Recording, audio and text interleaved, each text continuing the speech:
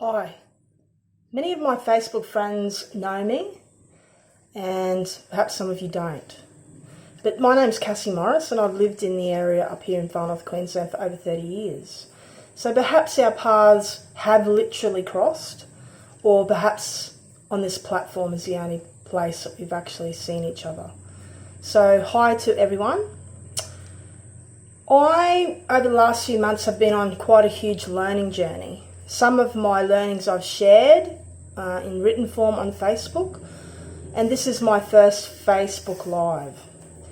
I want to share some of my learnings with you, and through the various roles I've played and jobs I've had, and hopefully you will stick around and hear my story.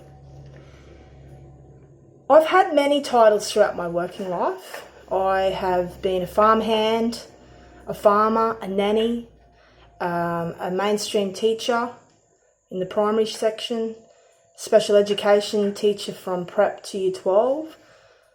I've been a head of department for special education over the years. I am a registered dog breeder with the Australian Kennel Council, and now I am a creatrix transformologist. I'm sure you're going, what is that title? Well, I'll explain that throughout this video. Some of these titles I still am involved with. For example, my husband and I are registered breeders, and I work a couple of days a week in our local area at one of the primary schools. I've played many roles too throughout my life. Some I still play. I'm a daughter-in-law. I'm a friend, an aunt, a sister. I have been a teacher, professional, a leader. Sometimes I have to play nurse, healer. I'm a mum of 4 beautiful children and a wife of over 28 years. So these are the roles I play, and I'm sure some of those roles you have shared and you still play yourself as a woman in today's society. Throughout this video, I am going to look at my notes because I do have a lot to say and I don't want to miss out on sharing my story with you. So I want to share my tale, and hopefully soon I'll be able to hear what you have to say around your story. Up until recently, when I'm speaking around like 4 months ago, I was completely stuck in my own story. I felt like I just couldn't move forward. No matter what I did, inconsistency and incompleteness was my everyday mindset and my constant head chatter. Things like I'd say to myself, oh, what the hell do you know? Who do you think you are? Do you think they really believe what you're saying? Do you believe what you're saying? If you don't get such and such done, then you're going to let so-and-so down, and what happened last time when you did that? So I was constantly my own judge, so much so that I would avoid conflict at all costs, because judging myself every moment, sometimes what seemed of every day, I didn't want to have conflict, so I avoided it. I would think, oh, I'm going to stuff it up again, and the thought of disappointing people was just too much to bear. Also, I was great at playing the blame game. That was a daily ritual in my self-talk, and often I would have self-pity parties, which I thought only I was attending. But of course, you know, the things that we do affect all those around us. The constant scarcity mentality that I had, feeling trapped in my own timetable as well. These things would often lead me to feeling overwhelmed. I would avoid feeling overwhelmed at all costs as well, because fear of conflict and the fear of feeling overwhelmed was just too much to bear. It would remind me that I wasn't good enough, I wasn't worthy enough, and that I'd failed. That is why inside I had a heavy heart, and everything that I did, whether it was work or my home duties or anything, just felt like such a chore. Sure, on the outside, it would take a lot of work for me to maintain a positive outlook. In different parts of my cycle, I did have a positive outlook, and the head shadow would stay at bay. But I'm cyclic and inconsistent. So I had very little willpower. In fact, I soaked most of my willpower dry because I was so busy running around trying to make everybody happy, trying to avoid conflict, trying to get through my daily tasks and my goals, that there was very little time left for me. So like most, I have been on a roundabout, a merry-go-round. I would often reflect on improving myself, or tomorrow I'll start a diet. I'll do it this way. It should work this time, and I'd pump myself up with confidence, and I might even go a couple of days and I'd be fine. But then, something would happen. I'd get stressed, I'd overeat. This was sort of my device, I guess. And then all that negative inner dialogue would just come flooding back into me. You failed. You can't do anything. You're just not good enough. You're never going to be the person you want to be. So because of this head chatter that was going on, I had huge resentment. My poor family was the brunt of most of my blame language and actions. On reflection now, I didn't realise how hopeless I felt, how trapped I felt. And most of the time I hated being a woman, because why couldn't I do that consistently? Why couldn't I achieve this goal?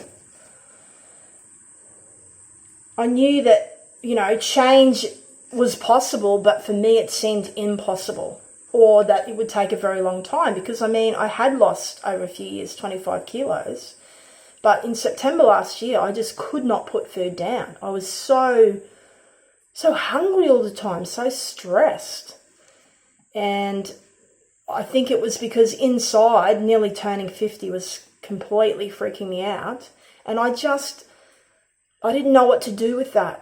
I didn't feel I had a purpose anymore. Sure, I loved my job as a dog breeder. I loved my dogs and my family, and loved being with them, and I loved being a teacher and working with the children, and they uplift my day every day. But on the planning side of things, and all the paperwork with my business, and all the things that come with being a mum, I just felt like I was torn in so many places yet again, that I just felt lost. I didn't feel centered. And because I couldn't conform to change with any kind of consistency required for, possible long-term change, I didn't feel that I could create new habits wholeheartedly. Being positive as a mindset, like I said before, was just a chore. It was hard. I had to maintain it. I didn't realise how much I would shove negative feelings down it. And I didn't realise before Creatrix how many suppressed emotions I actually had. In my life, I felt I dealt with things that had happened to me as a young child through different therapies, through talking with friends, through professional development in my work with education and children. But now and again, things would happen, and these feelings that I would have that I would shove down, I didn't know what to do with.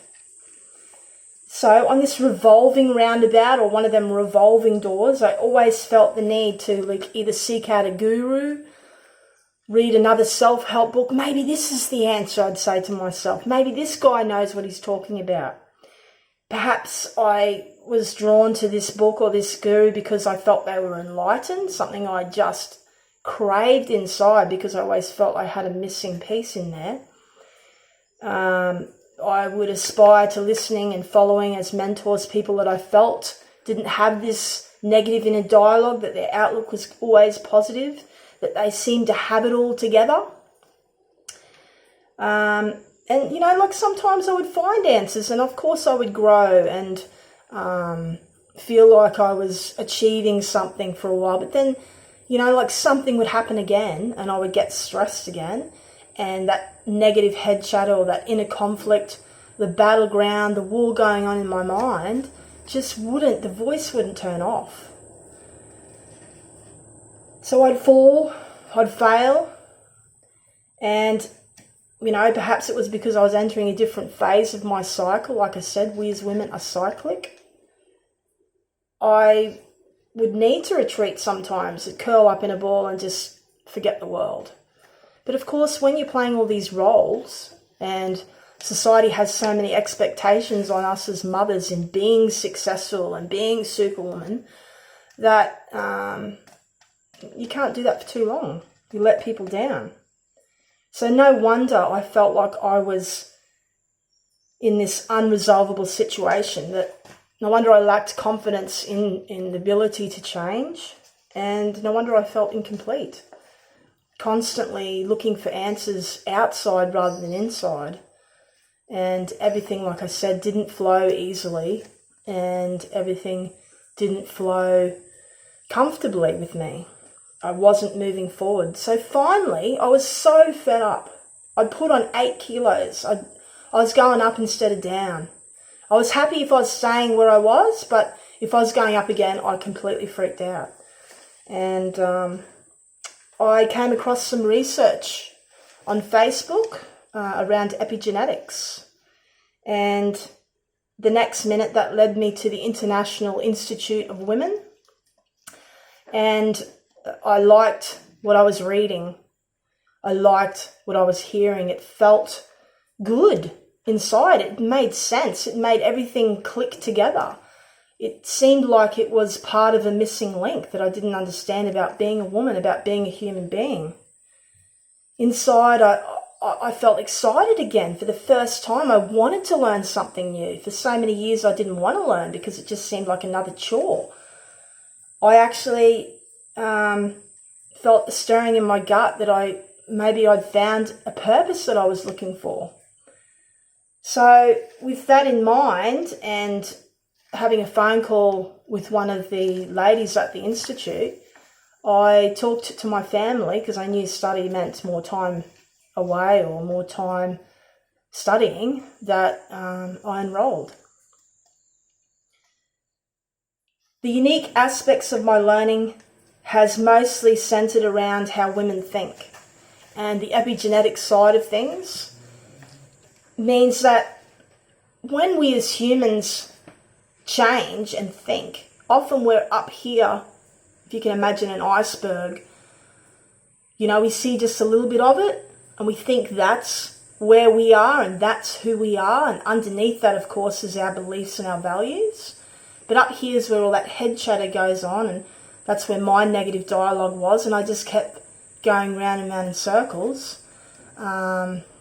So what epigenetics is it's way down, below our beliefs and values. Not only do we inherit our eye colour from our parents, or hair colour, or, the great genes of being strong or tall, but also epigenetics is proving now that we inherit past traumas and conflict. And how much are we responsible for was the question I was asking myself. I was really enjoying too studying the Institute of Women, the International Institute of Women, the beliefs around the psychology of transformation. You think I would know, being a woman nearly 50 years of age, like who I was and what I was about. And to some degree I do, like on the surface level, but underneath, it showed me that I didn't. And creatrix was like such an unpeeling for me, and at times a very, very scary process. What I've learned is that we as women are very different from men. We think differently. We are interconnected. Everything that we think and do interconnects with everything else. With mostly, and I'm speaking generally, with most men, it's a lot easier for them to be consistent because that's part of their thinking. So learning about how our brains are actually wired and how we are female to the core of our every DNA gene. If you were born with the uterus, even if you don't have one, you're still going to be thinking like a woman. Most institutes of learning, though, are geared towards a framework that suits a male-orientated brain. And I mentioned creatrix earlier. It's a modality of healing. It's a healing process. And literally, I was an onion.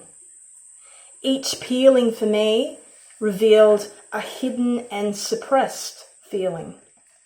Some were buried so deep that actually, when they came up, I allowed myself to feel them for the first time. Because after creatrix, my unconscious mind felt safe for the first time since I was a little girl. Sometimes these emotions that I actually had and felt were so intense and so strong, it actually felt like someone had punched me in the face when it came on and when it hit me. At times I was lost for words, what even the emotion I was feeling was. My emotional center, which sits at the back of our brain, was so lit up that my rational brain was turned off. And that's what happens when all of us are in a reactive state. I knew it was essential for me to keep going through this process. It felt right to my core. I believed with each unpeeling that I was becoming unstuck, that I was getting the results I wanted, and the safety I felt inside was incredible. I'm going to share with you some of the changes that I've noticed in myself since I've studied the psychology behind transformation, long-lasting change, and since I've been involved with creatrix. I haven't shared these before because I wanted to see the results for myself, and I feel the results. I am the results. And so I am less reactive, definitely. Sure, I still get angry. I still get annoyed, but it doesn't last long. It's like a little puff of smoke. And then I just realise, hey, do you want to be in the blame game? No, I don't want to be there. I'm in a better place now. So I sometimes even laugh it off because the blame game holds no attraction for me. I pay less attention to the negative inner dialogue. Eckhart Tolle talks about having that enlightenment is like the feeling realization. So because I feel safe to feel all the things that I needed to feel, I feel very centered. I have stronger boundaries for myself and for other people. I feel lighthearted. I am definitely less overwhelmed. In fact, I can't even recall the last time that I felt overwhelmed. I mean, at times I felt, I've got so much to do, but I then would say to myself, that's okay, because I'll get through it. I'm happier in my teaching role, always have been in the delivery and in the one-on-one interactions with kids, but also excited about planning stuff for them, which is really, really nice for me. I am more direct in what I want and what I don't want. I'm more assertive, and saying no doesn't make me feel guilty anymore. Saying no feels actually okay. I'm more positive in juggling the various roles that I mentioned before that we all have to play as women. I'm less afraid of authority figures. I don't know why I was afraid of authority figures, but I was. I'm more consistent in ensuring that my outer environment is reflecting what's happening within. I mean, sometimes if I'm doing something that I feel I shouldn't be doing, my inner guy is just like screaming at me, so I have to listen. I am more accepting of my journey and how long it's taken me to get here. That's okay. And because I can accept where I'm at in my journey, I can accept where others are at. I am less likely to play out the rescuer role as a consequence because I don't feel I need to take on the responsibility of other people. I understand that That's something they have to do. When I stuff up, and I do stuff up, I get reactive sometimes. I go, whoop, sorry. It's okay. I'm human. And I let things go a lot quicker than I used to, which is really refreshing. Probably the biggest thing for me is that I feel centered.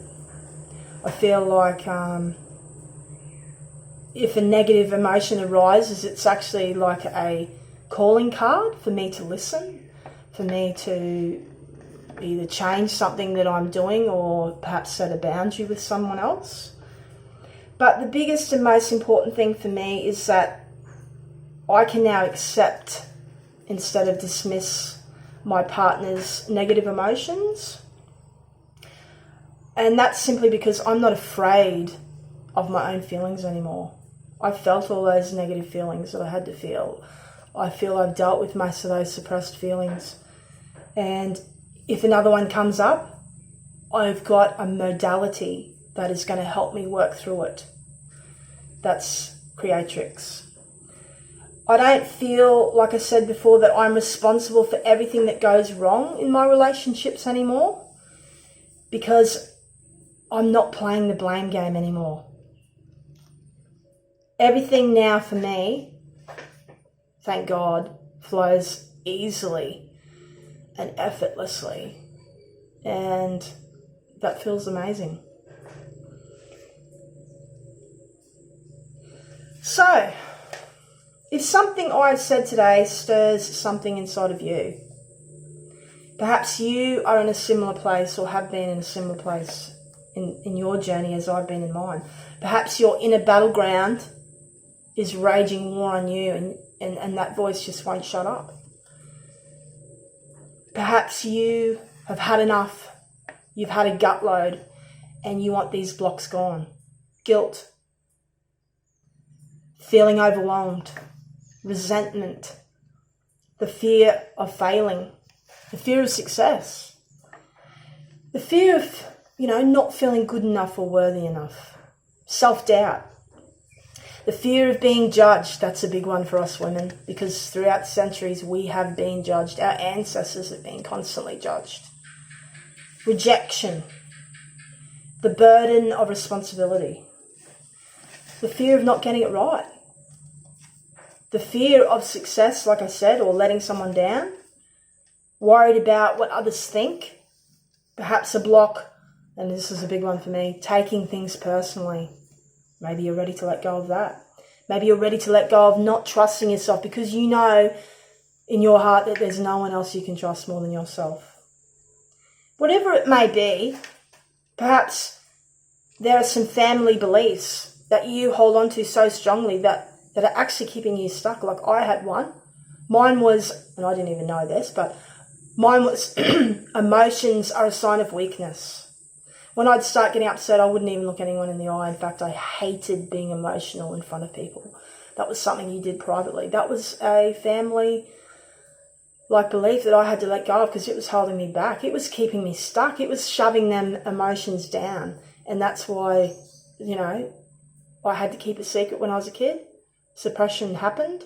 But now my unconscious mind feels safe. Maybe you're just feeling lost in the roles that I've talked about, that I've played. And, trying to keep all them balls in the air, the struggle with the juggle. Maybe the struggle with the juggle is so big that it's hard for you to crack your code. It's hard for you to actually remember what it was like to listen to your inner gut and trust it, or to listen to your inner guide. Whatever the case, I'm going to be setting up a website soon. I'm going to be running some workshops locally for people who don't live close by. I'm going to be also doing some webinars on Facebook, and talking to my daughter, I'm doing it on Instagram as well. So if you want to have a chat with me on Messenger, you're more than welcome to. If you know me personally, and you want to have a chat, and something I've said today has resounded with you and makes sense to you and stirs something inside you, then know that there is hope. I'm telling you now. Creatrix and the psychology of transformation is going to change the world. And there is also one for men, so I'm not leaving men out. But the one I'm trained in as a Creatrix transformologist is a modality specifically for women. The one for men is called Innovatrix. So if you are a man and you're interested, I can steer you in the right direction. I can find you an Innovatrix transformologist that you could work with. But thank you so much for listening to my long story. I can let my story go now, which is so refreshing. And I'm ready to uptake and set some hearts free, because that's our mission as transformologists, is to set as many women's hearts free as we can. So with that, thank you for listening, and be safe, be well in all the madness. Remember, we are centered, that we can crack our code, that change is possible, and change can be long-lasting. Bye.